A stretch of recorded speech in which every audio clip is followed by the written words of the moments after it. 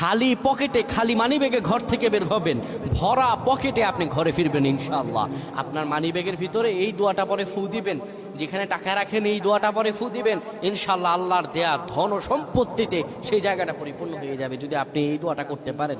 এক ভাই সৌদি আরবে থাকেন, উনি এই দোয়াটা পরে ফজিলত পেয়েছেন, আল্লাহর কসম করে বলেছেন উনি তার ফজিলত পেয়েছেন। শুধু তাই নয়, পৃথিবীর বুকে অসংখ্য মানুষ আল্লাহর ওপর ইয়াকিন করে এই আমলগুলো করেছেন এবং ফলাফল পেয়েছেন। আপনিও পাবেন ইনশাআল্লাহ।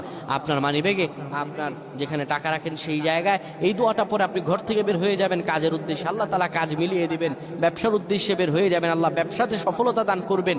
সকল কিছুতে আল্লাহ রাব্বুল আলামিন আপনাকে সাফল্যমণ্ডিত করে দিবেন।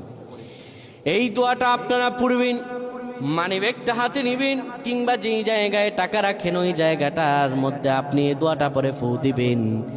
এই দোয়াটা হলো ওয়াকাফা বিল্লাহি ওয়াকিলা।